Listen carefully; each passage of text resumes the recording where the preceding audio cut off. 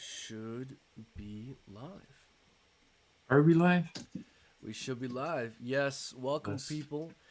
Sorry we were a bit late. Yusuf Khan, 1 minute. I know. We apologize, Are we Yusuf, live? but Sorry man, about yo, you gotta chill with that, bro. it. You It really gotta has to chill with happen, that man. every I time. gotta do it. I gotta do it. It's just the way it is. So yeah, Whew. guys, welcome to today's live stream. Some bit of news we want to discuss. Bitcoin as usual is concerning, uh, and it's kind of doing nothing. It's within the apex. We're on the verge of a breakout. So there are some interesting stuff we got to discuss here, man. But really, why don't we start off with how you feeling I'm so for your feeling market? good, man. I'm feeling like it's the quiet before the storm right now. That's what it is. Quiet before the storm, and we gotta be careful. That's what it is. We gotta be careful and see what's gonna happen because you see, even the volume right now is pretty low, so no one's trading, no one's doing anything anywhere. So Yeah, the volume is let's see. dog shit. The volume is Oh is yeah. extremely low, and now that you mentioned volume, I'm gonna pull up bybit here on my other screen. I want to see what the long to shorts currently are in the market. So I'm pulling it up here on my end, It's and like so 50. I checked it out, 50 to something. no, it's currently 60% longs. No, I'm looking at this is the 5 minute though. You have the 5 minute there. So if you look at the 24 or maybe just a Oh 4 hour or yeah, yeah, something, yeah, yeah. Thanks. like it's pretty in the middle. Exactly in the middle. The market's super indecisive. Yeah, market's It very is. indecisive. Volume is nothing. The volume's non-existent. Nobody's trading this because we all understand we're within this apex. We're on the verge of breaking out of this thing. Oh yeah. Oh yeah. Oh yeah, man. So let's see. What do you guys think? What are you guys leaning towards today? Let us know in chats. Yesterday we put out a poll, man. It was pretty interesting, I guess. So a couple of 4 days ago, right? We're saying, how are we feeling? What's gonna happen? We had almost 5K votes on YouTube. 64% of people were bullish, and 18% were bearish, and 18% were neutral. Today, actually yesterday, we had another poll. Bullishly breakout. People think 55% were bullishly breaking out. 30% thought were bearish, and 16 didn't know what the hell's going on. Today, I don't know. Today, I don't know what people are feeling like. So let's see. Well, I mean, looking at the 4 hour here, which is pretty significant, it seems like we're having a bullish crossover, but not. So we seem to have bullish crossover. It's trying to cross over bearishly now. So 4 hours feeling pretty indecisive. Yeah, yeah. So I think what's happening right now is we're forming this kind of micro ascending channel, and if we can find support basically where we're at now, and start to go for a bit of a leg up, then the 4 hour, 6 hour might have bullish crossovers in the MACD, and that might carry us over to retest the upper extremities of our resistance red trend line here. I don't know what do you think here, man? I mean, if maybe you can switch to my Yep. screen real quick, just so maybe we give a bit of a recap here, guys. Yesterday we were talking about overall in this macro wedge, we know we're stuck. That's what majority of the market is looking at. But within this wedge, we have certain short-term resistance and support zones that we gotta pay attention to, just like we had here. We know where that resistance was, and as soon as we broke out of it, came back to retest and then went upwards. So down, up, down, up, down, and now we want to see what's going to happen. So yesterday we were somewhere here. We let our Discord members know that we had that breakout. As soon as it happened, and looked like if you connect the top here to the top here to the top here, you can see that resistance clearly. We actually broke out of it bullishly and then went back to have another shot at this wedge. So still no breakout. Again, if you want to be very clear about this, overall, if we in this macro wedge, if you're downtrending into a symmetrical wedge like this, if you're coming from the top into it, you're expected to break down out of it. So we got to be very clear about that. But now, overall, with everything fundamentally with Bitcoin, are we going to break above or below? Look, man, I think it's pretty quiet for a reason. Obviously, you just saw 50%. Yeah, I'm looking at your screen again right now. 50% to 50%, and it's leveraged. So we got a couple news, also to discuss as well here. But Yeah, man, we're squeezed. We're heavily squeezed right now. What do you think? Yeah, man, look, the market's super indecisive. We don't even have to guess. We can literally see what the market is doing. And we can see that on average, it's 50%, 50.39% short, 49.61% long. Basically 50-50 down the middle. Again, looking at volume, volume is super, super low. And I know a lot of people are saying we broke out of our wedge on different charts. But man, look, I'm looking at Coinbase. I'm looking at Binance USDT, and we're still within our wedge.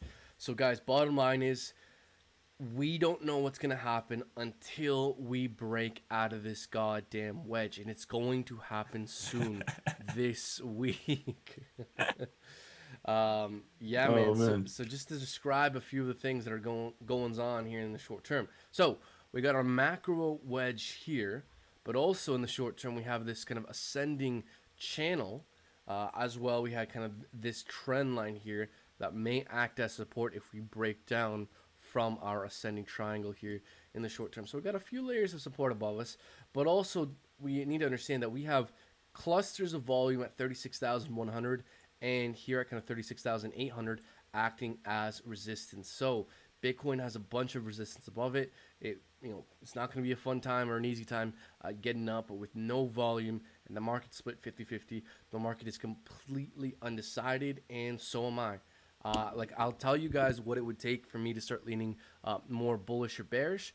And really, guys, I see people jumping to conclusions. Oh, we're in a bull market. Oh, we're in a bear market. No, guys, if you want to be more confident of the bull market, we need to make a higher high above here. We need to make a higher high above 39,500. To be more confident of the bearish trend, if we start to break below 33,300, 33,400, that would make it more likely that we could be entering a bear market. So guys, what we need to look out for right now to understand the next market direction is a higher high or a lower low. And if we get a lower low, we're likelier than not to go down. If we get a higher high, we're likelier than not to go up. So yeah, Yeah. that's what I'm thinking, man. And look, man, I see some people here already, I guess, talking about so open interest is very low. Yeah. Nobody's putting any It makes positions. sense. We're right in this. Yes. We're about to break out any moment. Why would you trade right now? Nobody knows what's going to happen. It could go either way. The market's literally 50-50.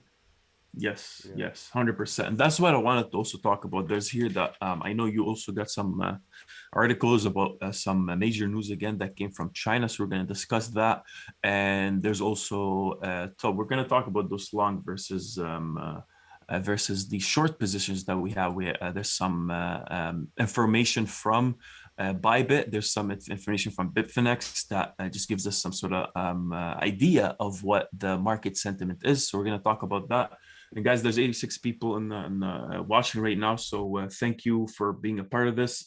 If you like this stream or you like us overall, make sure you hit that like button. It definitely helps out with the engagement a lot.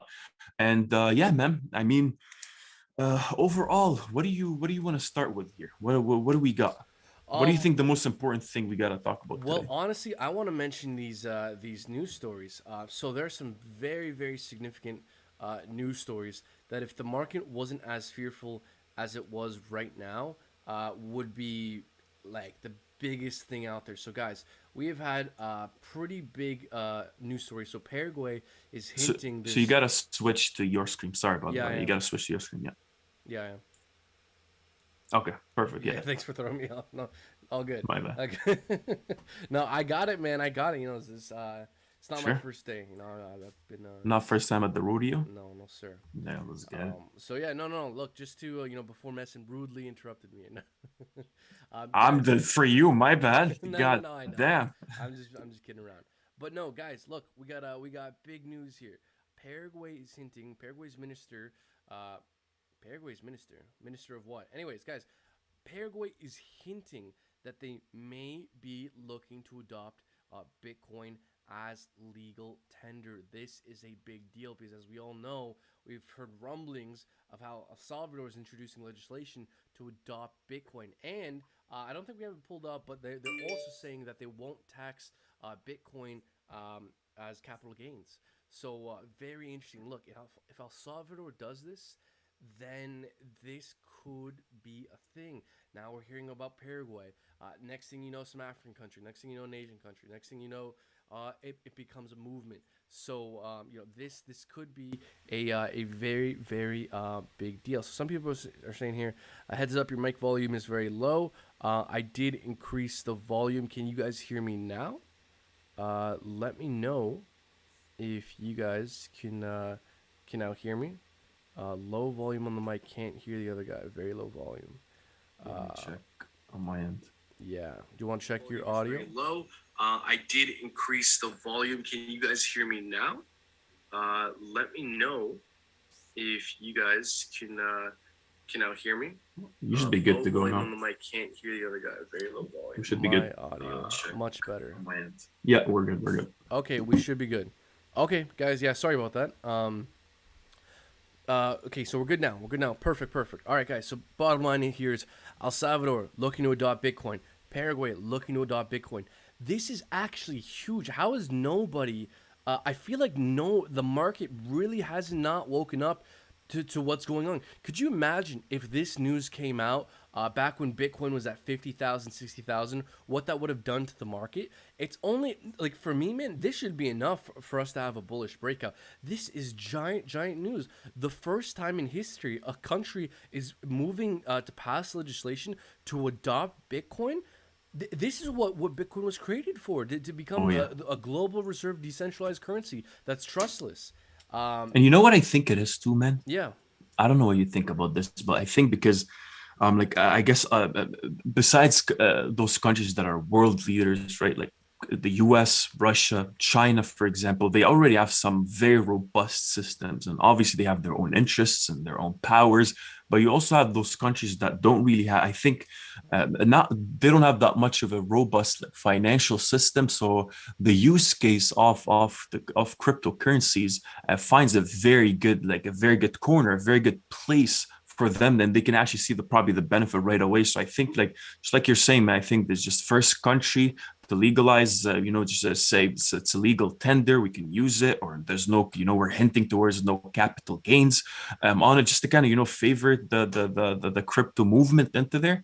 And that's why even Cardano's having so many, I guess, projects in South Africa and going into the school systems, and just like a playground that has, but it's not so much a robust system, not a lot is going on, and then crypto comes in, or these different projects, and actually, implement certain things, and they'll see the efficiency right away from data registry, identity tracking, or whatever the case might be.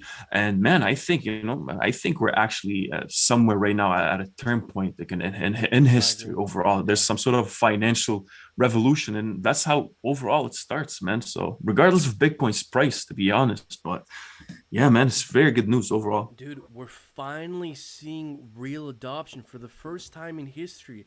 We're now getting signs of real world adoption. Countries looking into adopting Bitcoin. Yeah, sure, it's a small South American country, but it's the first one. Now we're getting signs of other countries, trying to adopt Bitcoin.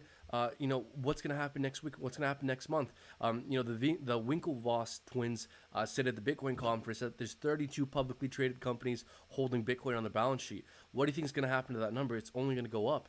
And so why is the market extremely fearful right now when some of the biggest ever real world use cases in adoption is starting to manifest with Bitcoin? Man, like, I think, while I could be wrong, we could totally enter a bear market. I think this was the bottom. And obviously I have a high risk tolerance and play things super safe, and we need to see what way we break out. And I could end up being wrong. We could be entering a bear market, something like that's totally possible. But we still need further confirmation. The price will tell us what's likelier than not. But man, like, I'm sticking my neck out there, and I'm saying I think this was the bottom. And I've been putting my money where my mouth is. I've been buying the dip on coins. I haven't been moving the stable coins yet. I've been buying, not selling. And so, but again, I'm not, I'm not unaware to what it would mean for us to break down below certain levels. And I'll share with you guys, if we make a new lower low below 33,300, I've been telling our VIP Discord members, I've been saying this on the live stream, I'm letting you guys know what it would take for me to be bearish, because I have been buying the dip. But if we start making new lower lows below here, I'll start to turn more bearish. And if we start to make a new lower low below 30K, I might start to be heavily out of the market and move into stable coins. So while I am buying the dip and I am long-term bullish, I do want to let you guys know what it would take for me to start looking bearish, and what it would take is further confirmation of the downtrend, and new lower lows below 33,000 would be confirmation of the downtrend. Because again, real quick here, if we zoom over to the weekly chart, first off, we had a weekly candle close more bullish than the last week, which is good to see. But also right here at 33,000, just above, several weekly candles reacting off 33,000. 1, 2, 3, 4 weeks reacting off 33,000. Same with the monthly, or 2 monthly candle bodies reacting off 33,000. So that is a giant inflection point. So we could totally break down, 100% possible. As long as we hold above 33,000, there's still some hope. There may be like one final shakeout, one final, attempt to scare the market, shake people out. If we break down bearishly, but still make a higher low, still hold above 33,000, then there's a chance in that case that we could still have a relief rally coming up. So that's what I'm looking out for. 100%, man. And if we maybe also look at lower time frames as well on my end here on my screen, there's a couple things that the closer we get to this apex at the moment. But before we get there, there's some sort of a couple of things that we can take a look at. But overall, we see where this wedge is, right? And that's what we're trying to, we've been saying, guys. So if you watch the live streams, we've been talking about the switch for a while now. But even if we go to lower time frames right now, even, overall, we know that the level you just talked about, I think you said the 34,300 or something like that. Exactly. So that's the thing. But if we're saying what's going to move the market there, maybe if we get a bit of a closer look and we go to the 5 minute right now. So yesterday we were looking at this. We know where that resistance was. Overall, we see that we were all the way up here. So maybe if I zoom out a bit, you'll see that this resistance over here, 1, 2, 3, and as soon as we broke out of it, we actually pushed back upwards to here. So now the distance between the resistance and the support is obviously shrinking, which gets pretty scary at the end. That's where we're seeing almost no trading going on. It starts to move very slow, and any break above or below is going to really move that price action to that area. But on lower time frames, that what we need to basically talk about, if we're looking at the 5 minute, because it all happens on the shorter time frames, and obviously there's a lot of noise that happens. But now we're starting to form a very, very, very micro resistance. 1, the top, 2, and 3, we're trying to jab at it. So let's see if actually Bitcoin actually breaks above this, so we can actually have another shot to the top. And overall, even if we're looking at very, very short time frame, if we're even connecting these to the bottom, if it's like somewhere closer to here at the support, I think what could start pushing us downwards is anything right now on a very short time frame at the 35,218. I think if people start, because there's a lot of people in short positions at the moment, and we're going to discuss that. There's some numbers that we need to talk about just to kind of forecast what should be going on. But overall, man, I think if Bitcoin right now has to kind of pump pretty soon and break this resistance, because as soon as it starts to go peak below this previous short-term low that we made, then that's the beginning of us actually on a very, very, very short time frame. I think is going to signal to the whole, because majority of traders, guys, not majority, but like all of traders are looking at the 5 minute, the 10 minute, the 20, 30 minute, even they get all the way down to the 30 seconds. So what's going to start moving the market and whoever's is actually in long positions,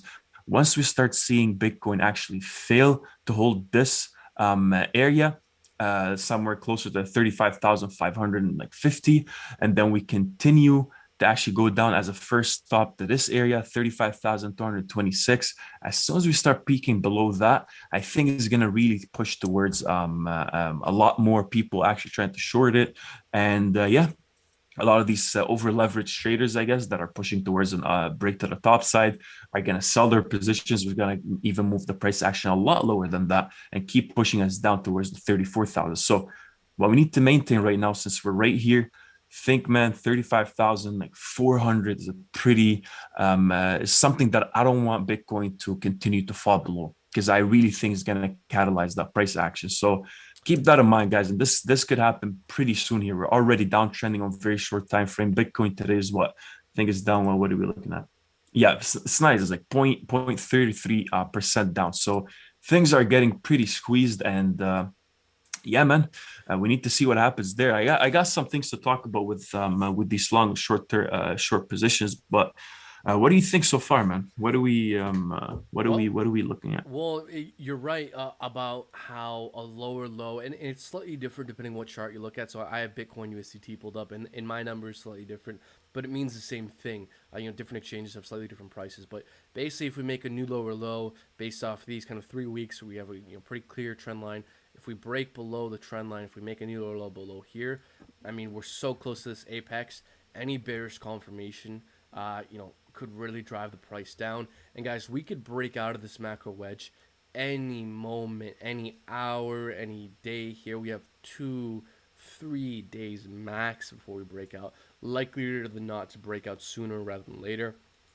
And so any bit of bearish confirmation right now in the short term could definitely drive us down. Now, I'd also like to mention a lot of people are talking about the Wyckoff accumulation phase. So basically, the way Wyckoff accumulation phase works is that you have your downtrend, you kind of you put in your low, and then after you put in your lows, you pump back up to retest resistance. So if we kind of look at our chart here, we kind of had our dump, we kind of had our pump to kind of retest resistance a few times, and so I'm seeing a few people say we might be entering a phase C after we test resistance, and so that might be what we happened. We pumped up to test resistance, found rejected, and so whenever that phase C of the Wyckoff accumulation phase happens, we usually put in a lower low. So I mean, that would be pretty scary, and if we do put in a lower low below 33,300, that is when I would start moving into stable coins. But again, it's totally possible that there could be a final shakeout, final sell-off to really spook the market,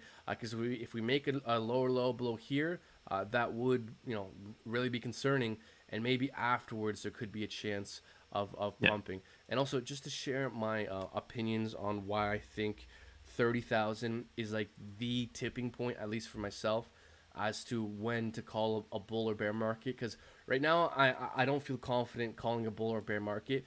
But if we make a new lower low below 30,000, at that point, I would say there's enough evidence pointing towards it becoming far more likely than not that we're entering a bear market, because we're forming a very macro head and shoulders. And if we make a new lower low below 30,000, that would constitute a bearish breakdown from this head and shoulders.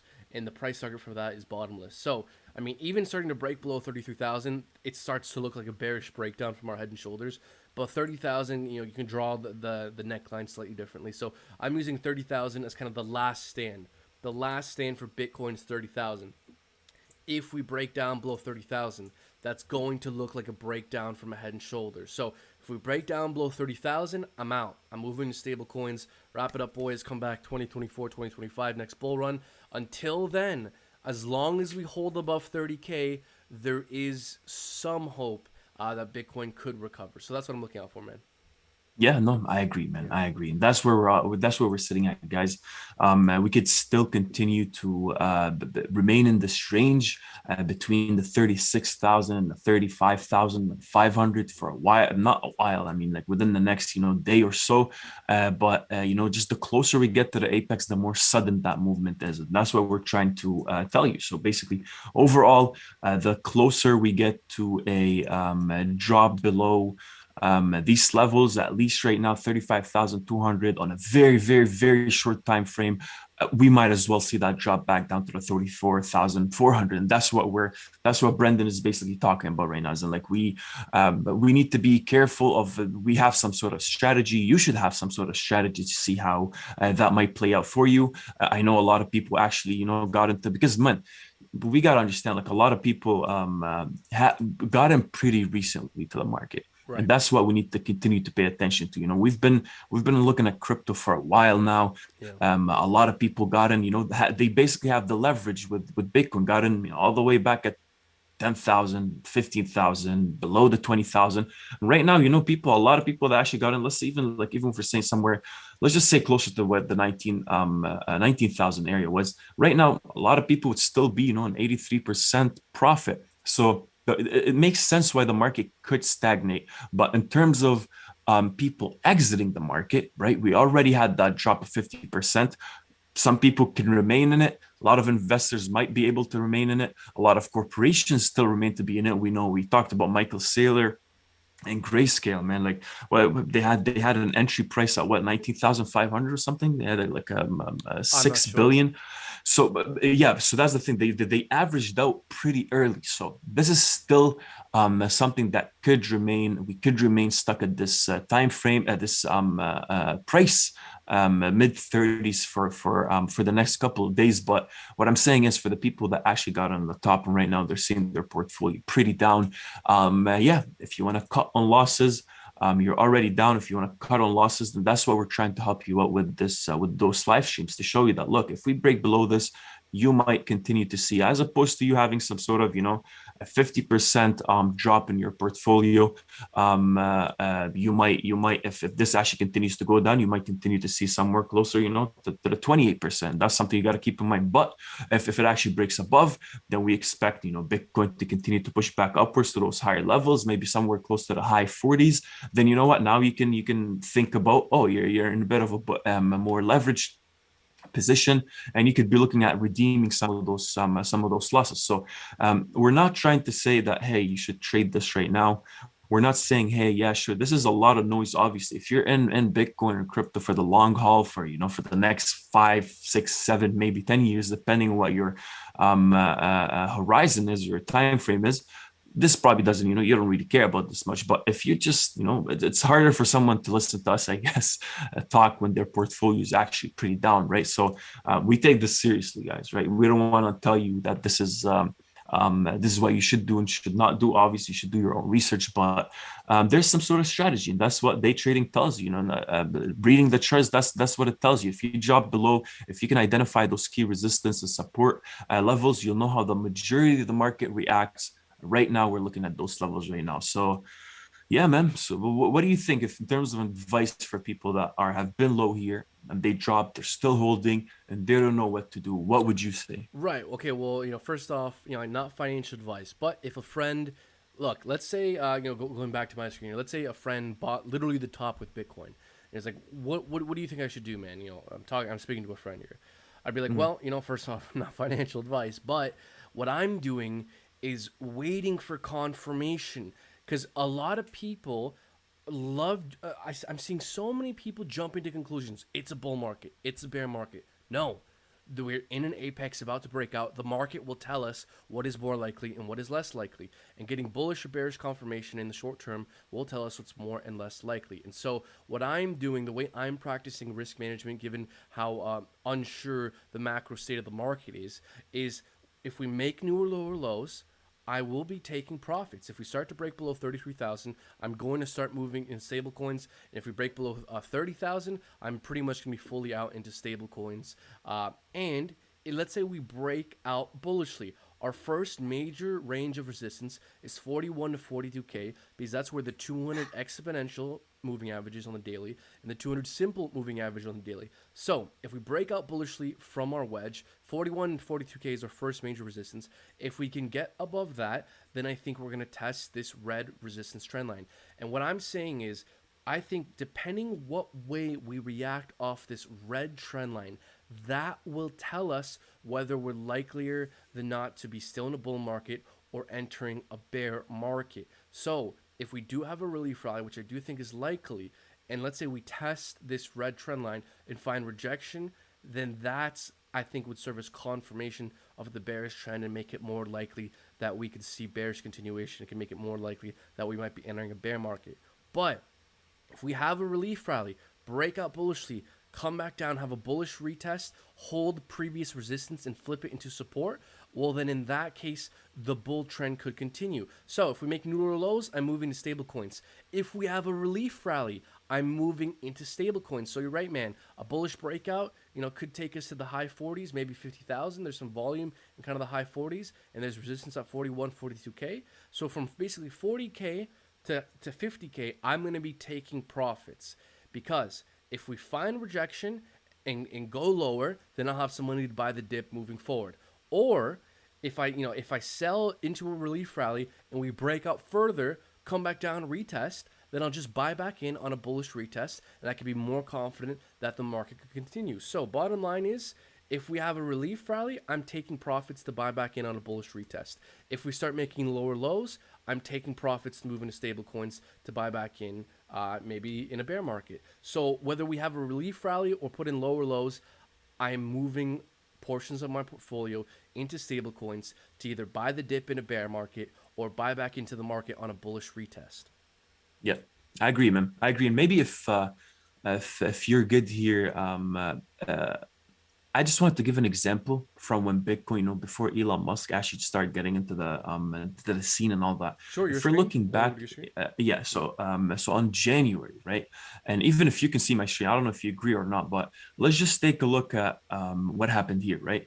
This in general, guys, and so somewhere in the beginning of June, going down here, we had Bitcoin move all the way up to the 41,000, and everybody was obviously in some sort of disbelief, right? And then, oh, Bitcoin's too overextended. You're seeing it on the MACD, way too much to the top, massive drop coming. Bitcoin's crashing, news is out there, just everything is pretty much negative, and we were overextended. Then Bitcoin actually dropped from the 40,000, 42,000, all the way back down to the 30,000, putting us at 27. So sure, 27 is different. 27%, movement downwards is obviously much bigger than this, but nonetheless, this is actually a bearish pattern for Bitcoin. We continue to drop, go back up again for the second time. Now we have some sort of a resistance that we can actually draw, and we can anticipate where the market's next push upwards will be at. And that, took us all the way down for a minute until we actually broke out of it. I think even Elon at one point actually says something here. It was because of Elon, yeah. Yeah, and then crushed. But look, we continued to push all the way up back to here. So it gave us a bit of relief. It gave us a bit of, for a month here, if not more. Yeah, beginning of January is when we actually broke out of it, January 2nd. And then we broke out of that bearish pattern. This is a bearish pattern. It's a descending triangle. You can see how the sellers are a lot more aggressive than buyers, where buyers are just literally coming in at the 30K, and sellers, every time we go up here, are selling more consistently or more aggressively.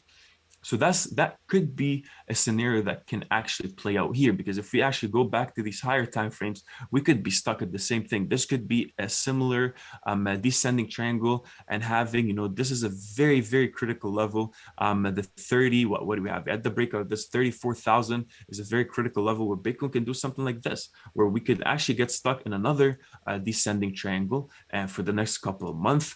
And this is not a radical idea. I know there's a bunch of patterns out there that everyone's talking about, and they think it's the ultimate truth. I don't care about that. I just want to see how the market reacts to this. Once the market actually breaks out of this, in my opinion, that's going to catalyze a lot of movement to the top very much soon. And yeah, man, I think, another possible scenario is, if we actually break below this, come back up to retest it, go to these slower price levels. And again, we could be actually breaking above and actually push back upwards somewhere close to the high 40s, come back down again to retest, up, down, up, down. Yep. That taking us somewhere, at the end of August, if anything, then we'll see what happens here. Sure. For that. And this time, yeah, like Bitcoin took some time off. No one's trading much.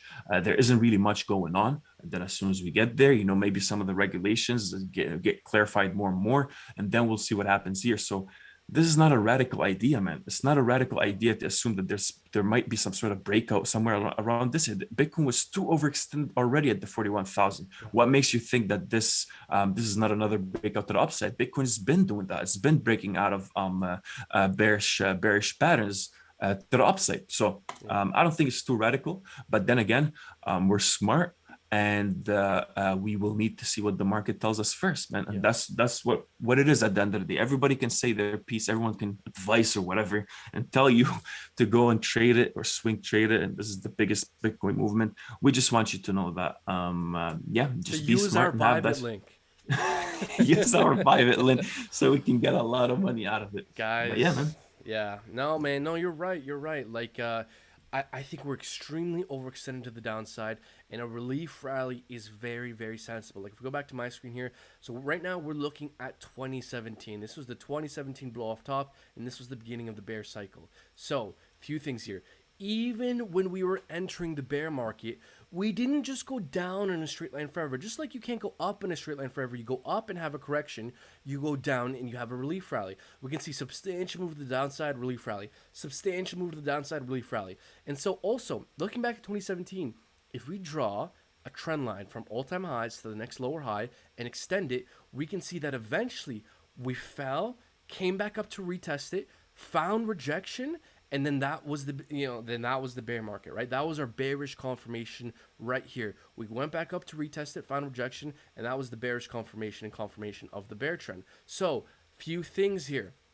We have had a substantial, massive move to the downside without a relief rally. We're in a wedge on the verge of breaking out, and we still have not tested our trend line from all-time highs to the next lower high. So we still have not had confirmation of the downtrend. And so, man, I'm betting that this was the bottom because I'm buying the dip on a lot of stuff. I could very well be wrong. Tomorrow, Bitcoin could break down and make a new low below 30K, and I was wrong, and I'm going to lose some money. I could be wrong, but I'm betting that this was the bottom. I'm buying the dip.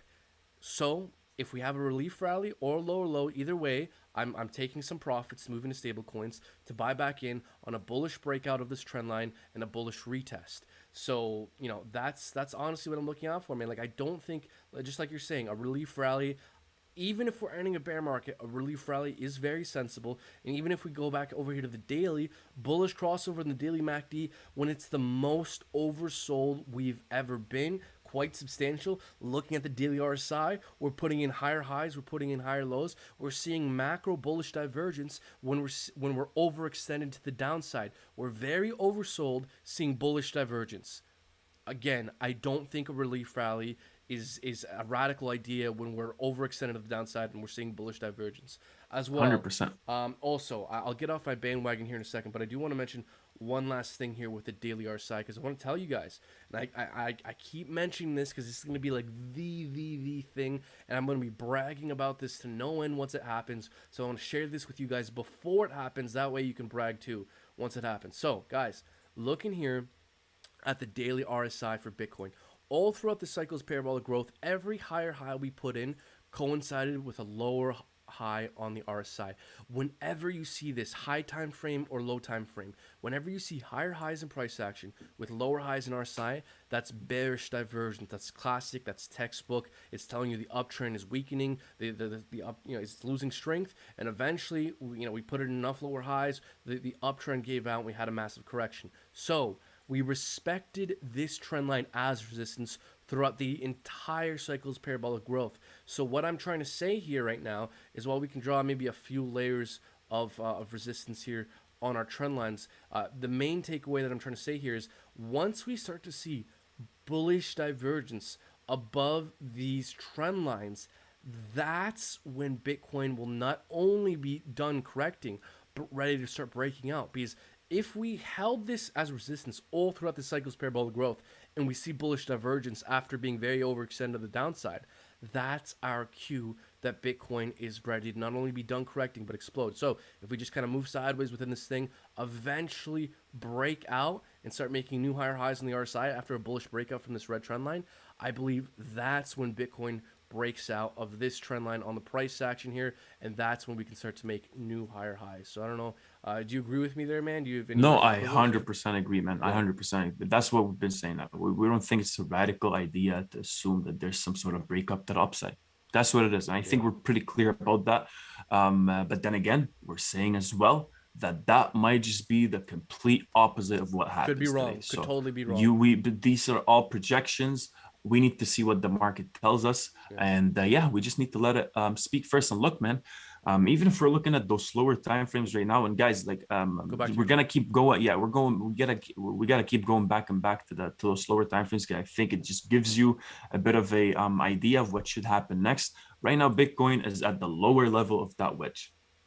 I'm looking at the 5-minute. It's at the lower level, and looks like, if you guys watched the beginning of the live stream, we have a short-term support that we have here that's been since how long? We used almost like a couple. What do we have here? Let me just, so I don't see anything out of. For the past day and 20 hours. So short-term support besides that big support we have on the bottom here. And yeah, I think right now we'll see if Bitcoin will actually hold this or no.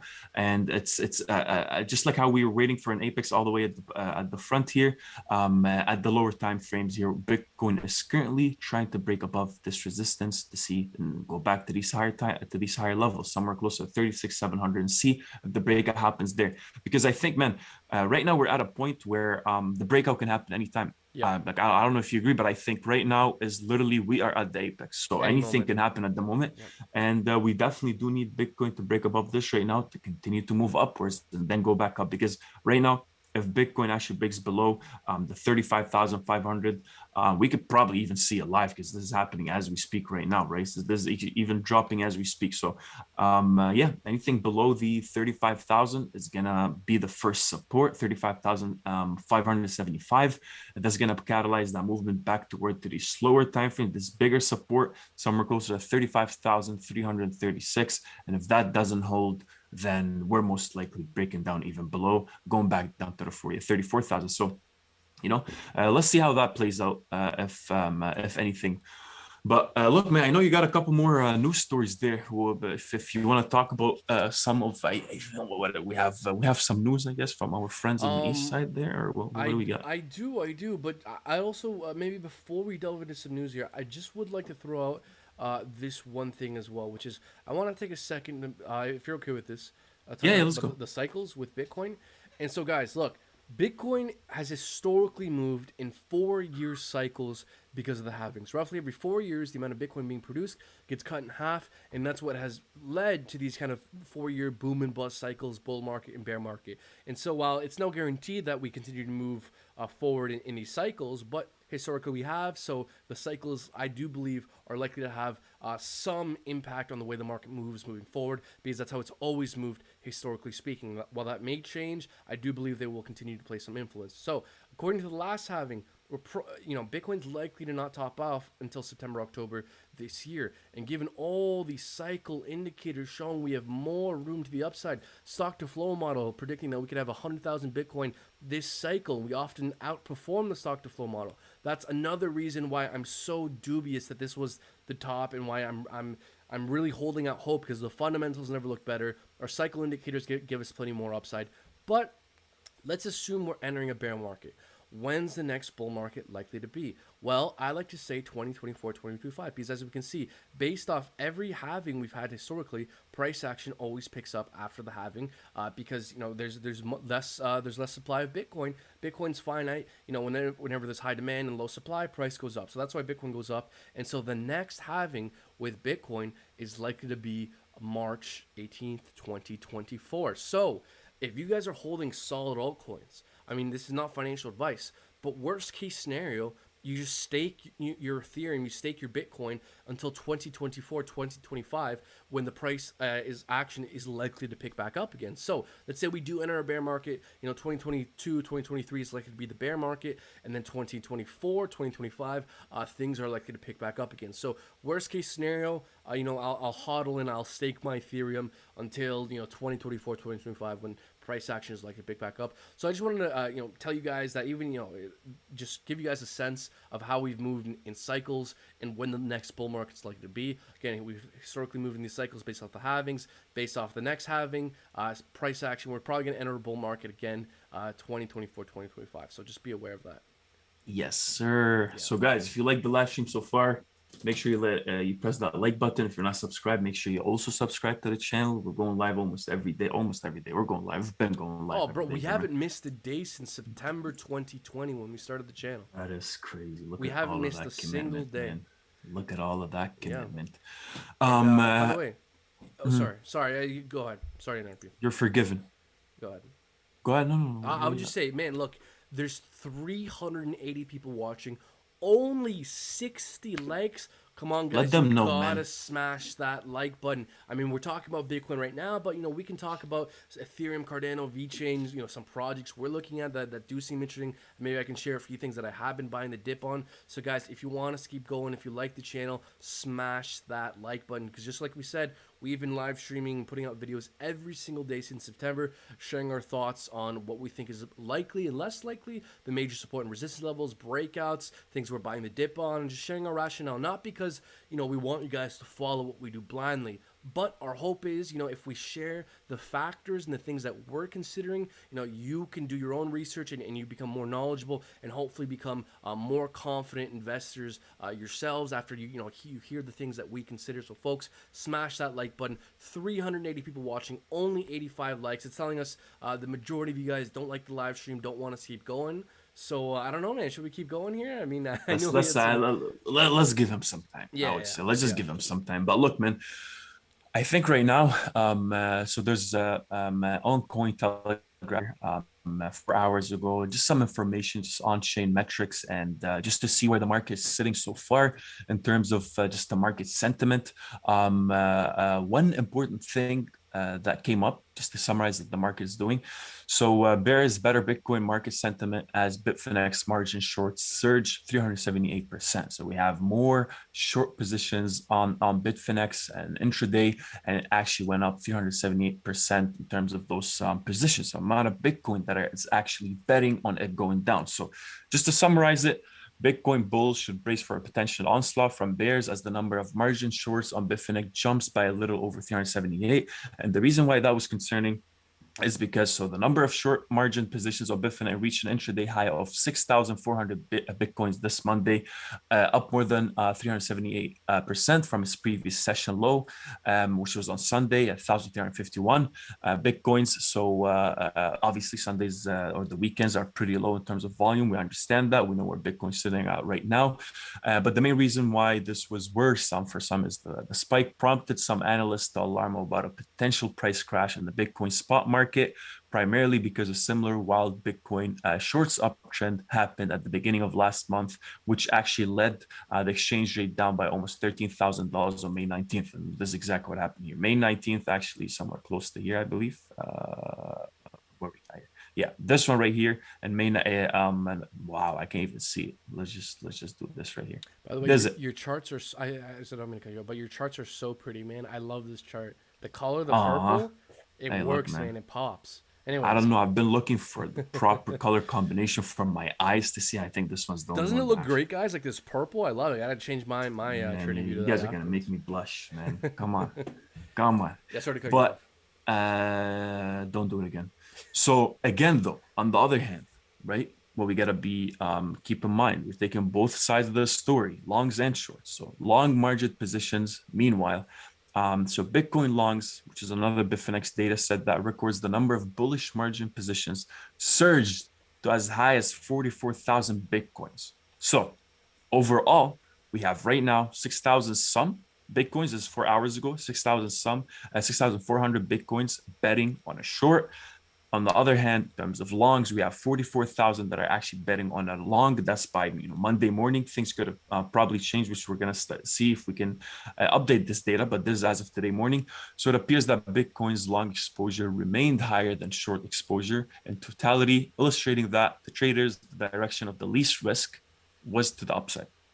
But the sudden drop in Bitcoin spot prices could also lead leveraged long holders to dump their Bitcoin positions, which in return incites further selling. So that's what we're saying. Everyone's leveraging, everyone's up. Even the guys, you could easily bet on a long position, but as soon as it starts hitting your stop loss and go below these levels that we just discussed somewhere, here, all these long positions, the 44,000 Bitcoins are going to dump on the market. No one wants to, everyone's going to get liquidated. So that's what it is. Yeah, where was I at here? So long squeeze, May 19th. And the market's polarized between two. Some people are saying they don't like this pattern. It's more of a bearish pattern. We said that overall, if we're downtrending on it, off of it. And overall on-chain metrics are look like they're more bullish, so more evidence dropped in about investors' intention to hold Bitcoin than to trade or liquidate it for other assets. For example, on-chain analytics from Glassnode reported a decline in net exchange flows involving Bitcoin. So what happens basically is you'd see how many people are actually sending their Bitcoin to exchanges, and more than often that would indicate that, hey, they're moving it from hard wallets to exchanges to actually sell it. And if Bitcoin's outflowing from exchanges, that's telling you they don't want to sell it anymore. They want to hold it for a bit and see if what happens in the markets. Right now, we're seeing less and less people actually sending their Bitcoin to exchanges. We're seeing also that there's more long positions than short overall. And we want to see how that plays out, because even this is still a bit lagging. It could be manipulated, obviously, just to show us that, hey, you know what? Oh, this is actually going to go up. Everybody gets in long positions, and then boom, you get annihilated. So just things to keep in mind. Both sides of the story will definitely move this price action pretty quick, man. I think pretty quick this thing can really actually drop. We're breaking down as we speak. Up. Yeah, the entire time you were talking, I was like, yo, we're breaking down, man. Yeah, from Let's our channel. What do we get? Yeah, we're breaking down. So, I mean, there we go. Yeah, again, yeah. So we are breaking down. We could probably fall back down to maybe, who knows, low 35,000, 35,300, 400, around that range. So we'll see how that plays out. But hey, man, look, we got a super chat here. So Nick Kohler with a $5 super chat, thank you for the support, says, hey, man, I got a B-Day shout out for my boy Daniel. He turns 27 tomorrow and doesn't have any friends. Well, man, you got friends on this channel, man. So thank you for the support. I guess so. Hey, man, can I get it? What did he say? He said his friend Daniel. So first off, Daniel, happy birthday, man. Congrats on turning 27. You got friends over here, so that's awesome. 100%. I guess I got a couple messages to send right now, man. Got 100%. Some responsibilities, my duties. Thank you, Nick. Thank you, man. Yeah. Yeah, man. Yeah, man. So look, we are breaking down currently. Now, look, I mean, this could. Okay, so this is actually a great opportunity to kind of describe. Maybe not so much trading, but understanding price action, understanding direction. Because oftentimes we can break out of certain levels. So let's say we're holding a support line, like this green trend line here, right? And we break down. And sometimes, you could feel motivated to enter a short. And I mean, I've done it too, where like we break down from a support and we immediately enter a short position. But that's not really what you want to do. What you want to do is you need to wait for confirmation. Because what we could do now is fall back down or consolidate here. And at some point, I bet you we're likely or not to come back up here and retest this trend line. And if we find rejection, then we could probably go for a lot lower. But if we come back up here and start to peak back up, then this could have been a bear trap. This could have been a fake out. So oftentimes, guys, if you're trying to either trade or if you're trying to understand just direction more clearly, whenever we're breaking out of a support or resistance level, don't immediately ape in or react off the breakout. The confirmation is really what's telling here. So again, we could fall down straight or we could consolidate and come back up. Either way, whatever way we test this region, that will tell us it's more likely. If we come back here, find rejection, then we can go down. But if we come back up here, start to poke up, maybe get some minute candles closing above, then we can start to recover. So wait for the confirmation, wait for the retest, and that retest will tell us what direction is most likely. Man, funny enough, people still getting liquidated. That's the problem. Like even what we had like almost 2 weeks ago, or May 19th, I think that's what it was. There was 7 point some billion people, $7 billion of liquidations. Like people with no stop loss whatsoever just literally got liquidated as an account. So it's crazy, man. It's crazy. But yeah, very critical level right now, man. Yeah, and if we go over here to the 15-minute, on the 15-minute, there are slightly more shorts overall in the market. 53% of the market is short, 46% is long, based off the 15 minutes. So yeah, in the ultra short term here, we are slightly leaning more bearish, but once you go over to the higher time frames, it's pretty goddamn even. So yeah, market's still pretty indecisive. Volume is still low as shit, and we still have not gotten a retest of this trend line. So again, wait for this retest. And again, depending on what chart you're looking at, the chart is slightly different. Maybe if we go over to the 1 minute, we could find a retest. Okay, so maybe based off the 1 minute here, you could argue that we did have a retest. We broke down, had a couple wicks, come up here, found rejection. And see, man, this is why TA is so great. Because we broke down, and you don't aping immediately. You wait for the retest. We had 2-minute candles where we came back up, retested, found rejection, and then we had a further leg down because we got rejected on the retest. That's why you wait for retests. And so, you know, Yeah. we may be having to move up to retest it further, but that's the power of retests. Yeah. Yeah, man. So I don't know if you have anything to add here. Maybe, you know, we got a bunch more stuff to talk about, news events, altcoins. Maybe we could start to take a look at some alts. So do you have anything to add here? Yeah, I'm just looking through the just the market overall. The top market caps we're seeing. Ethereum right now is still 0.6% down. A majority of the altcoins are down 2%, ranging between 1 to 5%. I guess the only thing that's doing good is Elrond 2.3% up, nothing crazy, and Theta up 8%. So it looks like everything is kind of in the limbo still. The whole market is literally watching Bitcoin. No one wants to trade until Bitcoin does some sort of a move. So yeah, pretty exciting times, man. Pretty scary as well. So we want to see how that plays out. But yeah, what else you want to talk about here, man? Well, I mean, I kind of want to get. Oh, by the way, okay, so I want to go back to my screen here because this is why you wait for retest. Because right here in the short term, we're pumping. So on the Bitcoin US dollar chart on Bitstamp, actually, I'm gonna over to a chart with Binance. more liquidity here. So go to Coinbase here. Yeah, so see on Coinbase, see we're coming back up to retest that trend line. Same here with the on the Bitcoin US dollar tether chart. It's a bit different. So again, different exchanges vary slightly differently in depending on how you draw the trend line. But we're currently retesting it, so we still have to wait to see how we react off our trend line here. So still wait out. We could pump, we could dump. We got to wait to see that retest. What happens? It's like a live coverage, huh? Yeah, guys, no, look, this is live coverage as we speak. And so before we get off Bitcoin, man, if you don't mind, I kind of want to talk about some of these cycle indicators briefly, if you're good with that. Let's do it. Okay, so before we get to those cycle indicators, actually, guys, the Bitcoin held on reserves. This is a very, very good chart that serves as confirmation of the macro trend because while we were experiencing the cycle's bull market, we had Bitcoin doing nothing but leaving exchanges, except recently. Recently, Bitcoin has been going on to exchanges, which means additional selling pressure.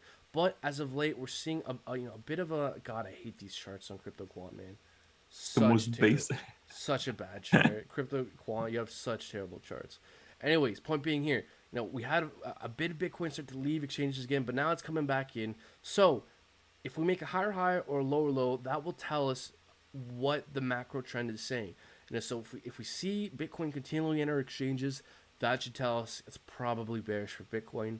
But if we start to see Bitcoin leave exchanges, probably something bullish to look out for. So that's what I'm looking out for with that. Again, hash rate's correlated with price action. Hash rate recovers, price recovers, hash rate drops, price drops. So looking at with hash rate, anytime there's something significant with hash rate, we're going to be letting you guys know. And just to kind of talk about these cycle indicators, the new pool, the net unrealized profit and loss chart. This tells us when, people are making too much money too fast whenever we enter that blue euphoria zone. And that blue euphoria zone has historically correlated with cycle tops.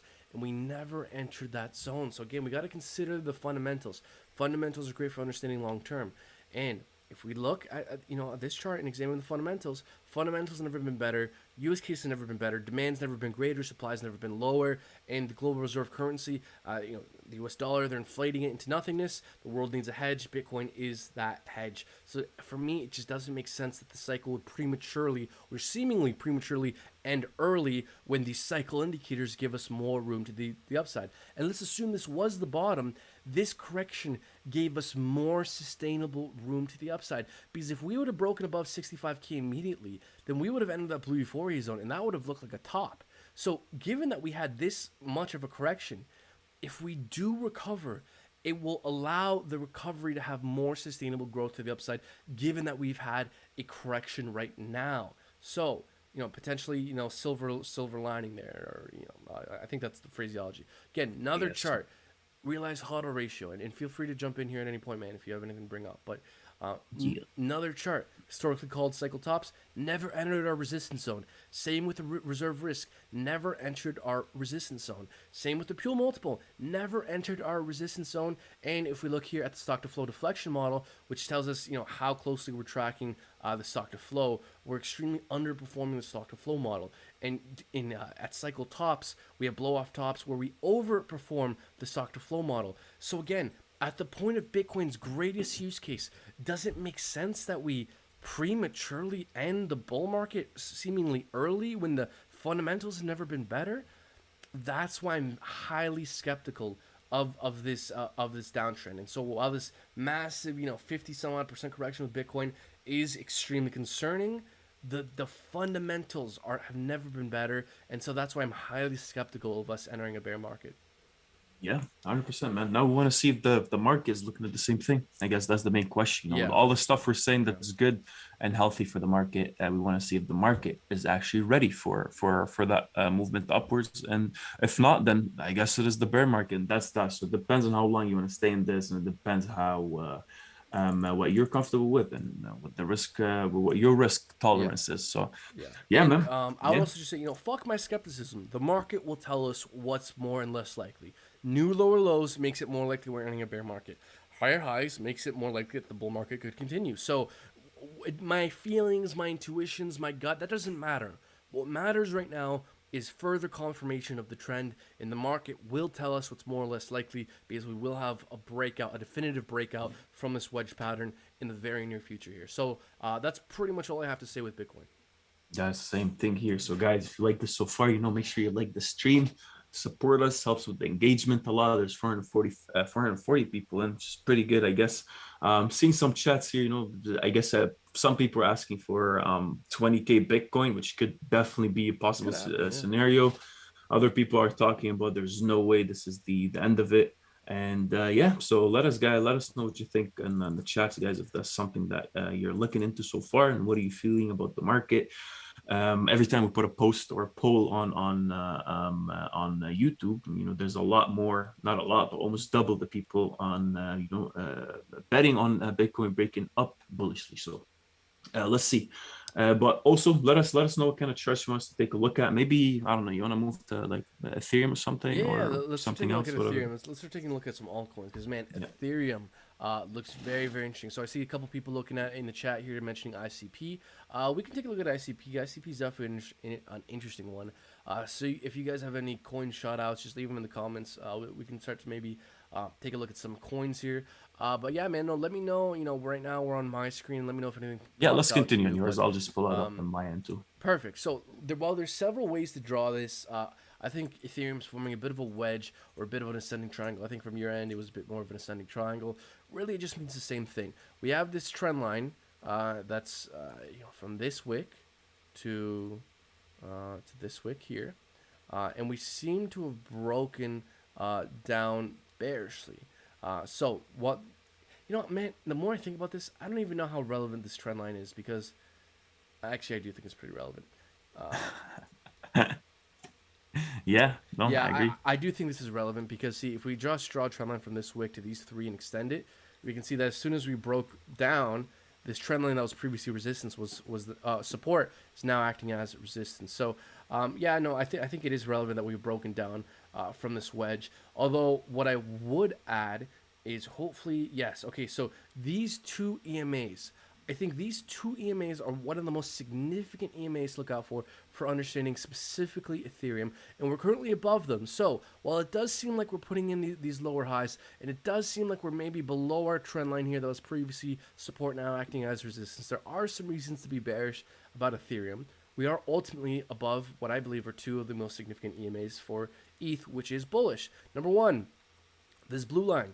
This is the 200 EMA on the 10-hour, but let me double check to confirm here. Yeah, 200 EMA on the 10-hour, because we can see here, the first time we had our massive pump and our first massive dump, we found support there. Not once, but twice. Massive pump, massive dump, found support there. So the market's telling us this is a very relevant level for kind of calling macro long-term support for Ethereum. And we're currently above it. Good to see as well. This yellow line, this is the 21 EMA on the 6-hour.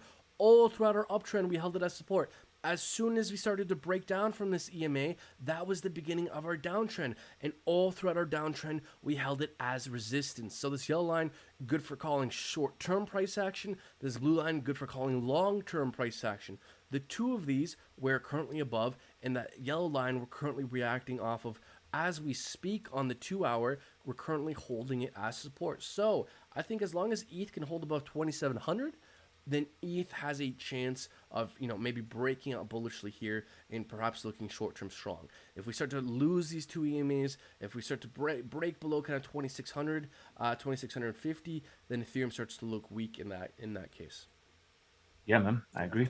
Yeah. And that's what it is. There's a bunch of catalysts for Ethereum right now, especially with the like EIP 1559 July and deployment of just a bunch of things that could actually help with Ethereum's price action.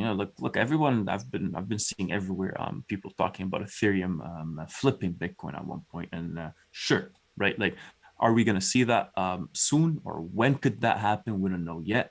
All we know that is the DeFi space has been getting a lot more attention. It's been developing, especially with Matic now, a second layer scaling solution. Is going to take some of that load for the time being until, I guess, EIP 1559 fully deploys. But yeah, just going to help all these other protocols to build based on the Ethereum network and choose whatever they prefer: security over transaction speed, or transaction speed over transaction cost, for example. So all of these things everyone's been really excited about, and we want to see, man. Look, we always talk about the same thing, and I guess we have some agreements and disagreements within that, but also. Guys, let us know in the comments and in the chats if that's something you agree with or disagree with. But with everyone talking about recently about Ethereum flipping Bitcoin and all that, does that mean that it's all different? Is Ethereum going to lead the way with that divorce that we've been all waiting for from Bitcoin's price action? If Bitcoin is going down, regardless of whatever coin we got, whatever the project is, forget about all the fundamentals. We're just going to follow Bitcoin's waves, and that's that. So is the market going to mature soon enough? That's, I guess, what the biggest question is. Are we going to have that separation from Bitcoin's price actions? Everyone's selling Bitcoin right now, starting to look at Ethereum at one point. Are they going to start looking at DeFi at one point? Because everyone, let's say, if people are betting on the bear market right now, we saw back in 2017, 1 month after Bitcoin actually started to downtrend, we entered, quote unquote, that bear market.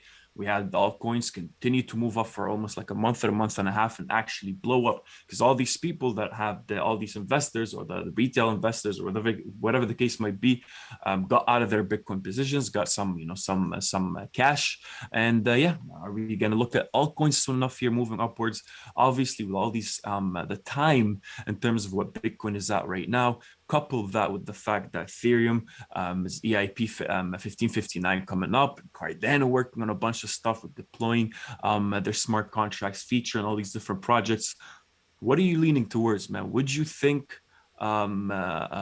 obviously we need more evidence, and we fully understand that, but is it a possible scenario that this might play out even with Ethereum's price action right now? We're obviously stuck in this wedge, so we know that on my end, I guess I'm looking at it more of an ascending triangle in terms of a clear ceiling that we have here on this ascending triangle, 2,890, somewhere close to that, but obviously as well all the way up to the 3,000. I would say that's the main thing we need to be looking at. But in terms of that resistance zone, and we're getting also closer to an apex. So assuming Bitcoin starts to move downwards, that we're gonna have that migration soon to the altcoin market. We'll see if that happens, man. But yeah. No, I don't know. What do you think? Well, about what specifically? I would say there's a few things. So yeah, I would say the idea of that, because I see recently, which is something we haven't really seen before much. The only thing we have with altcoins maybe having a bit of an overhead on Bitcoin is when Bitcoin actually enters that bear market. So people are comparing it to 2017, saying, look, we peaked at the 20K with Bitcoin. A month after altcoins, it was alt season, quote unquote. Right. Is it possible that we might have that soon here if Bitcoin actually does enter a bear market? Do people have some sort of another shot, right? Yeah. So that's what we've been trying to as well figure out, but obviously we need to see what the market tells us. So well, yeah, that's a very interesting question. Do we have a little bit of an altcoin rally, maybe a DeFi season, an alt season, if Bitcoin goes into a bear market? And that's a very, very interesting question. While obviously we don't know for sure, I think this year we probably have at least the best chance of something like that happening, because this year or next year, it's going to be the biggest year in Ethereum's history. And so Ethereum leads the altcoin markets. And so for those who don't know, Ethereum 2.0 is being rolled out. And so what Ethereum 2.0 aims to do with Ethereum is to make Ethereum a lot more scalable and cheapen the gas fees. So right now, I believe there's only a couple dozens of transactions per second running on Ethereum. After Ethereum 2.0 is rolled out and certain sharding is introduced and different roll-up features, which basically compresses data and takes things off the main chain, layer 2 scaling solutions, things like Polygon, which remove transactions off the main Ethereum blockchain. After all these, several different scaling solutions for Ethereum are gradually introduced over this year and next year, man, I think that's one of the most, it is the biggest bullish catalyst for Ethereum, and Ethereum is the thing that leads the altcoins and is the thing that leads DeFi. So if there was ever a chance of altcoins kind of decoupling from Bitcoin and alt forms performing and doing well when Bitcoin isn't, I think it's this year. And we have one of the biggest improvements in Ethereum's history coming this summer. I believe it's July. Yeah. I'm not too sure when, which is EIP 1559. Guys, that will make Ethereum deflationary, harder money than Bitcoin. And so that's why I think eventually Ethereum's likely to flip Bitcoin in terms of market cap. And so if Ethereum EIP 1559 is introduced and Ethereum's skyrocketing, it's deflationary, and Ethereum's doing well, then I think altcoins have a fighting chance of doing well. So while I don't know, it's an interesting question. There are plenty of bullish catalysts with Ethereum. So man. I'm not too sure, man. Those are my thoughts. Yeah, no, that's the thing. That's just a bunch of scenarios that can play out, and hopefully, look, at the end of the day, if you watch us, you watch all of our videos, we're not really that much, big fans of Bitcoin, and not specifically Bitcoin, but the altcoins relationship to Bitcoin, and we want to see some sort of a separation start to happen. I don't want to see, if Matic is doing great and the team has been pushing and everything's been developing and the DeFi space has never looked any better than than today. I don't want to see just the fact that Bitcoin is dropping. I don't want to see Matic dropping, right? Because at one point we want to start seeing the market reacting to the fundamentals the way it should, and not just based on the hype, not just based on what Elon's saying, not just based on like, oh, we got Elon Gate coin at one point and the stop Elon and all that. Just people try just a quick money making scheme, and man. Right now, this is what we're looking at with Ethereum. I would say that big support that we don't want Ethereum to fall below is definitely the 2,552. I think any break outside of this wedge back up to retest, it's probably going to come down. Find support. If that doesn't really hold, then obviously we have the lower levels of this, the lower highs, the higher lows that the price action did. 2,100, and then eventually the biggest test for Ethereum if it's going to stay at the 2,000 or no. That's what. So it's a bit too early to look at it right now. Obviously, right now Ethereum is down as much as Bitcoin is also down, but we're still for the day in terms of the price action indecisiveness. I think what do we have right now? Probably like 5 hours left. Yeah, 5 hours and 20 minutes left for Ethereum. We're at the opening price exactly for the day, so you'll see that indecisiveness, more wick to the upside, right? So that's telling us it's a bit more bearish right now. So we need to anticipate that, and we need to see what's going to happen with Bitcoin. That's the main thing right now. Everyone's eyes are on Bitcoin, and Ethereum will definitely follow suit, at least for the short term. Then we'll see what happens. If I hate how the market just reacts to Bitcoin, man. Yeah, it just takes everything. It just takes all the fundamentals away from Bitcoin's price action. But that's what it is. But that's just the thing, though. Like fundamentals, they're great for kind of understanding price action super long term. But unfortunately, crypto isn't really driven by fundamentals. Crypto is driven by fear and greed and speculation.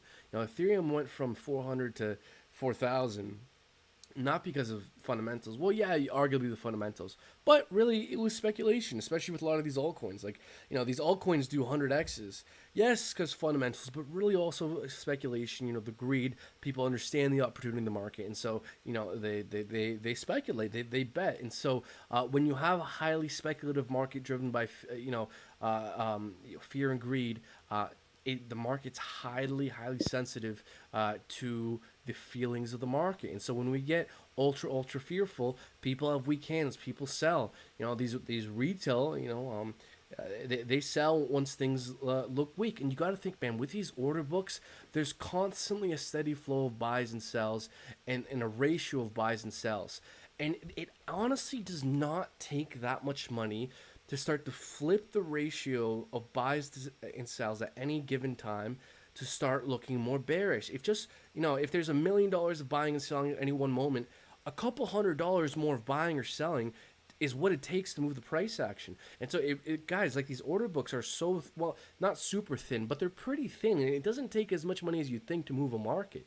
Even with Bitcoin, like there's a steady number of buys and sells at any given time.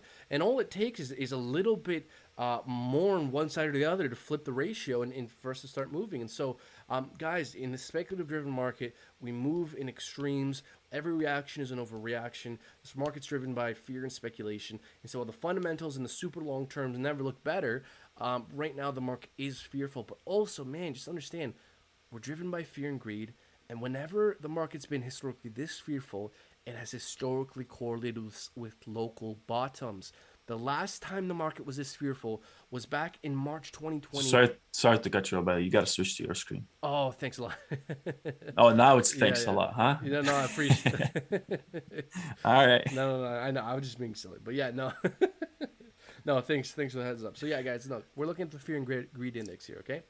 And guys, looking at the fear and greed index, we were all the way in 10, I think 10 in terms of fear.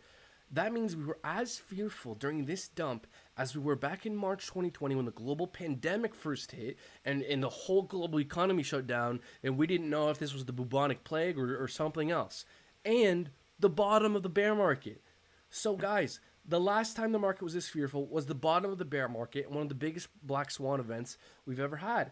And the fundamentals are very strong. We're extremely overextended to the downside, seeing bullish divergence. So while, my inkling is I think this was the bottom, ultimately it doesn't matter what I think. What we need to see is confirmation. And again, we will break out soon and we will get that confirmation. And I don't even know what the ultimate point here was.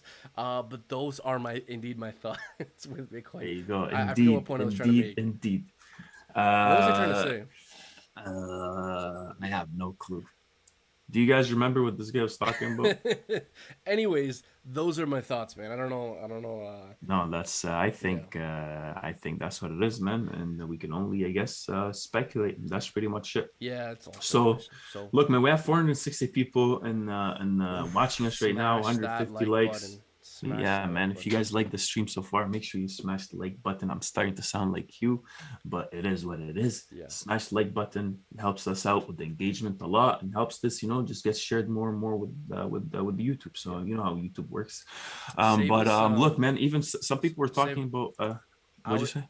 I was just saying, save us from sounding like cringy YouTubers, because we sound cringy. I sound cringy. I'm very well aware of that. But if you guys just smash that like button on your own, we won't have to save it. So save us by being cringy, from being cringy, and smash that like I think it's part of the job description. It is part of the job, and that's why we say it. Like, we got it, right? Yeah. Like, guys, the more likes we get, the more likely YouTube is to share the videos, more likely YouTube is to share the live stream. So if you guys like what we do and you want to support us, easiest way to do it is to smash that like button. As well, just real quick, man, I want to mention YouTube has been suppressing cryptocurrency content as well. So if you guys want to be updated, 100% they have. Yeah, I've been hearing a lot of big crypto YouTubers talking about how all their numbers are down right now, and it makes sense. YouTube has actually gone out and said that they're censoring what they consider borderline content. And so they consider crypto borderline content. And so they've been suppressing, all of YouTube, not just us. So even if you're subscribed and if you have that bell icon turned on, you guys might even notice, you might not even get notifications that we're going live, that we're uploading videos. So guys, do us that favor, subscribe and hit that bell icon. But if it's already turned on, turn it off and then turn it right back on. That way you'll be notified of new uploads. There's often a problem where channels will go live and their subscribers won't get notifications, and it's because of YouTube. So guys, just if you had that bell icon turned on, turn it off, and then turn it back on, and then you should get notifications moving forward. So guys, that's pretty much it for me.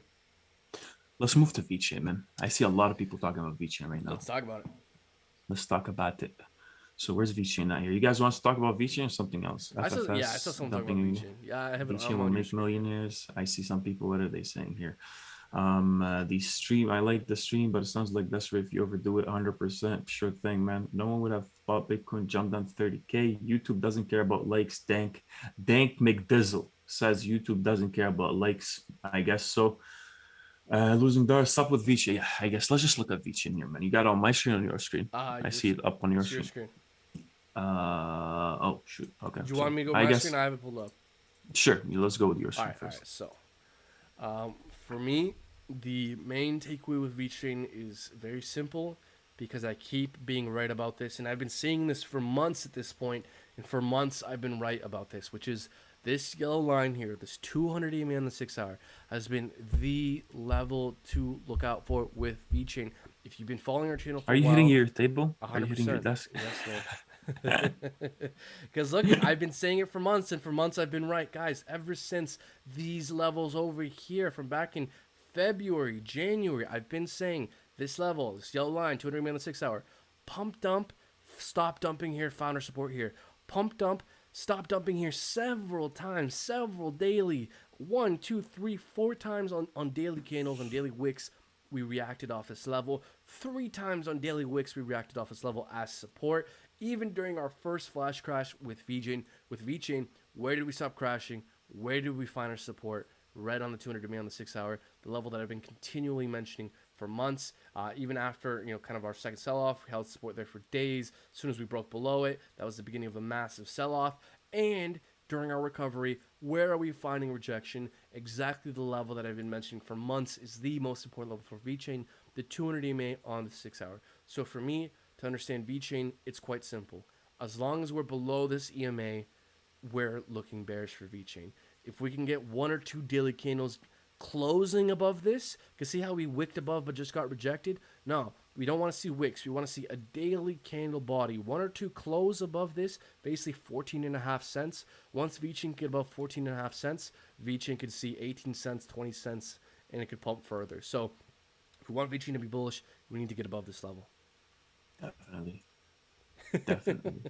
No, my bad. I was looking at Bitcoin, man. So it's literally trying so hard right now. Bitcoin? Literally Bitcoin right now is trying its best to break, man. I guess so, but what do we got here again with Vechain? I actually heard the first thing you were saying. It's obviously dumping as we speak. She's following Bitcoin's price action. It's been following Bitcoin's price action. As much as we, I guess people love Vechain, and they really, I think a majority of our audience for the longest time, I think we were probably the Vechain channel. Every single day there's a Vechain video out there just to talk about it. But look, man, overall with Vechain, if we're looking at the daily here, since let's just say maybe beginning of the year, if we're saying January, let's just take January for example. We're sitting at somewhere closer to the 1 point some cents, pushed all the way back up to the 27 cents, 1,360% movement to the upside, right? So expect any downward movement to be extremely parabolic, just straight down, straight line, and you'll see that happen. I mean, for the longest time, besides your EMA that I keep forgetting which EMA it was, 200 on the 6 hour, right? 200 EMA on the 6 hour, yeah. There we go. So as soon as we start breaking above the 5 point some cents, Vechain just literally went all the way up to the 27 cents, 430, and then as soon as you start seeing holy, I can't even speak. You good? As soon as you start seeing, yeah, I'm good. As soon as we start seeing a break below this support that we had, which everyone was expecting a break above, since we're uptrending into the symmetrical horizontal wedge, a level that we're looking at for the longest time was somewhere in the high 30s, closer to the 40-cent region. Right now, Vechain obviously was following Bitcoin's price action and dumped all the way back down to that initial breakout we had, to the 5 point something cents. And look, man, whoever actually got into this and accumulated, you'll see a lot of people accumulated so quick on this dip. Right now, they're up again 141%.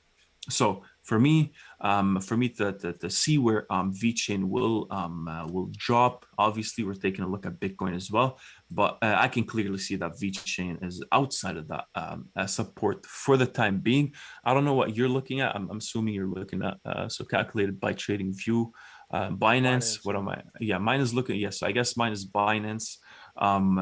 Different charts are saying different things, but in my chart here, looks like Vechain did break outside of that. Right now it's literally hovering. So if this doesn't hold, Bitcoin continues to move downwards. We gotta call it how it is, man. I can easily see Vechain dropping back down to that 10-cent region, that not holding. Bitcoin continues to move down. Again, we're looking at lower levels. So if you're holding Vechain, trying to see what's going to happen next, look, man, the next couple of days are extremely important for the whole market. And to be very honest, if Bitcoin continues to dump, I don't think Vechain is going to move upwards. I don't think fundamentally yet Vechain is at a level where it has that cushion, like Matic, like Cardano, like Ethereum. It's been taking the spotlight. But yeah, man, I can easily see this being a free fall. So let's just see, right? Yeah, no, I agree it's possible. And like you're saying, depending what exchange you look at, the price structure slightly varies. So on my end here, we're still within the ascending triangle. And so again, take that with a grain of salt. And so look, it is Bitcoin's market. If Bitcoin dumps, VeChain will likely dump further. If Bitcoin has a bullish breakout, then who knows? Maybe VeChain can kind of keep it together for a bit.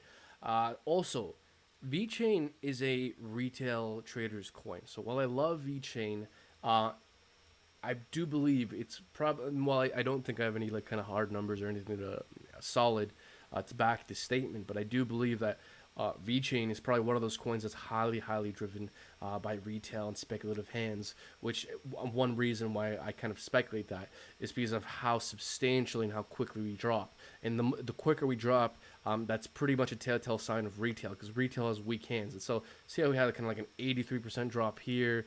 I mean, we from all-time highs, we dropped 85%. I mean, this screams to me of retail weakness, because again, man, like, while I love VeChain over long term, and I hodled all throughout this, and if anything, I'd probably want to be buying some more, if anything. But bottom line is, if the market gets spooked again, we can clearly see how people are not afraid to sell VeChain. And so bearish breakdown from here, if Bitcoin breaks down further, how's a sell-off? Yeah, there could be a quite substantial drop with VeChain. I could definitely see us going to 10 cents. I think about maybe just under, maybe about 10.5 cents, where there's some volume, the 618 right there for VeChain. So I think 10.5 cents, 10.6 cents is probably our first major stop. If we start to break down, that's where volume and fib level is, a historically price reactive zone. And aside from that, I would say 9 cents. 9 cents is the VP bar point of control, historically price reactive zone. If that doesn't hold, we can fall all the way down to 6 and then 5.5 cents. From there. I agree, man. So, definitely concerning. But again, VeChain, one of these coins that's likely to survive a bear market, come back next cycle, reach all-time highs, and enter price discovery again. So, worst case scenario, for me, I'm stuck hodling VeChain for 2 or 3 years before I'm in profit again. Yeah, I agree, man. If I bought the top. Yeah. So, those are my thoughts with VeChain there, man. So, so I don't know, maybe do you wanna, I don't know if you have anything else to add there, maybe some housekeeping stuff, maybe some answers, some comments here. I mean, we've been going on for about an hour and a half here, so I don't know if you want me to wrap it up in the near future. Or I would just say maybe let's just wrap it up. If you guys have any more questions for us, and make sure just mention it for us in the chat. So I'm looking through the chats here, nothing I guess crazy so far. I think if anything, whatever questions you have, it should be fully the words like keep an eye out on Bitcoin at the moment. We're at a very extremely critical level. We're literally touching that major support right now. So let's just see if buyers will jump in. We have a nasty, the 4-hour candle is looking pretty nasty so far. We're at the lowest of it right now. We have an hour left to go. I'm looking at the 1 hour as well. Again, we got 3 more minutes to go. So we'll see if buyers will continue to jump in. And it looks pretty clear right now that the level that we need to expect buyers to come in my opinion right now, man. I don't know if you have my chart pulled up or no, but if I'm looking at so I'm looking at the 1 hour right now. Even if we're looking at the 15-minute, looks like they're still breaking below the short-term support that we should have found a support at. Then again, this line over here is that macro what's it called, the macro support for this major wedge we have. So look, overall, just to summarize, I guess everything, man, we're gonna wrap it up. Overall, this is a bearish pattern. What we're saying are the fundamentals and everything. We're gonna continue to pull Bitcoin upward to these higher levels. Let's see if this holds. This is the pattern we're looking at. A breakout looks pretty soon. We're at the bottom of this whole thing. So let's see if buyers will jump in right now at these levels and actually continue to move Bitcoin's price action up. And if that doesn't hold, man, we're saying anything a break below this line, come back to this low, previous higher low that we had, 34,790, will, in my opinion, move this price action below, at least back down to the 34,400. And then that's when I think is going to catalyze a lot more, because we're talking about it, man. We're saying there's like almost 44,000 Bitcoins that are in a long position. So if that even dumps on the market, and that's something else as well. So keep that in mind. But yeah, man, I think I'm good here. I don't know if you saw something or you want to wrap up with something on your end. You know, maybe just to wrap up, share some final words of wisdom, I suppose. Well, I would just say here from my end is, like, just to kind of summarize, presuming this was the bottom, presuming we don't make a new lower low below $30,000, then I think this could have been one of the greatest buy the dip opportunities in cryptocurrency's history. Now, we may be entering a bear market. That's totally possible.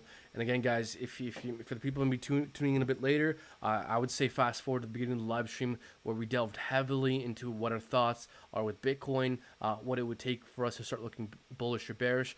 Bottom line is, guys, there's no need to jump to conclusions, bullish or bearish.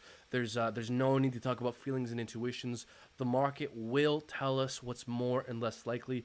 Bitcoin is on the verge of breaking out and on the verge of making a big move here. Probably today, tomorrow, very soon here, Bitcoin will break out. And if we make a new higher high or a new lower low, that would serve as confirmation of the trend. And so, guys, we're going to find out real soon here whether it's more or less likely that we're, you know, moving towards a bull market or bear market. So wait for that confirmation. Like, subscribe, comment, share, hit that bell icon to be notified of new uploads, because we're going to be going live if and when we break out and sharing our thoughts. You know, also, just guys, thank you for being here. Thank you for your support. We hope that we can repay you guys by, you know, sharing with you guys the factors we consider. Hopefully, if you guys hear the things we consider, you guys can become more confident in your own understanding of this market. So, guys, just stick around for the next live stream. Thank you so much for all the support, and I'll throw it back to you, man. Guys, if you haven't been subscribed yet, make sure you do. It's 400 some people. I know some of you are not subscribed. I know you made it all the way to the end. Subscribe now, man. We're at 24,923 right now. We're almost at 25,000. We're so close to the 20. Yeah. We're very close to the 25,000, man, huh? Very close to it. So, oh, you know what? Dude, okay, because I bet you maybe like half of the people watching probably aren't subscribed. I bet you if everyone right now watching subscribed, we probably get to 25,000. So guys, I don't know. Let's see. If you like this live stream, we're like I think we're like 150 away from oh no, we're back up. We're literally 70 people away. Guys, we're 70 people away from 25,000. We have over 400 people watching. I bet you at least half of you guys aren't subscribed. Guys, smash that like button, subscribe, and hopefully we can get over 25,000. So if you guys like this live stream, if you want to see more of this stuff, definitely subscribe and hit that bell icon to be notified of new uploads. Do it, people. So, guys, if we break down again, if there's anything super dramatic with Bitcoin, we might even go live again later tonight. We so should stay tuned for that. Like if we start to look real bearish and break down. So if anything like really dramatic happens with Bitcoin, we might just do like an impromptu, another live session as well. So maybe stay tuned for that if anything dramatic happens. But you know, man, that's enough for me. Thank you from all you guys. I'll wrap it up there, man. Divination or Divination saying, I heard you'd get a new mic at 25K. But man, these guys have been roasting us every now and then, man. It's the recording software. We need to figure out. Yeah, guys, sorry, it's not the mics. These are new mics. It's just it's our recording software. We've yet to figure out the exact parameters we need to have kind of consistent sound. We're boomers. We're boomers. That's what it is. We're boomers. Let's just maybe if we get to 25K, we'll get a new mic. Yeah, maybe not. Maybe, but you know, they want to talk trash. We can talk trash back. It's all good. Yeah. Anyways, man, thank you guys for watching. Have a great day. Make sure you hit the bell notification because we're literally going live as soon as Bitcoin drops or pumps. So make sure you put that, hit that bell notification, and thank you for watching. Have a nice day. And also, just Crypto Nate says, let the Patreon members know if you're going live. We always let our Discord members know when we're going live. So, guys, if you want kind of alerts of when we're going live and you guys want to talk to us more behind the scenes off live stream, join our Discord group. The link for that is down in the description. We always let all our Discord members know when we're going live. And again, guys, thank you so much Until next time. We gotta get Kryptonate on our live stream here. So head us up, man. Let's But get that this was guy up. Crypto Night, not Crypto Nate. Whatever. Yes, we do definitely. All right, should we wrap it Guys, up? yes. Have a good day. Take care, Love you. everyone. Love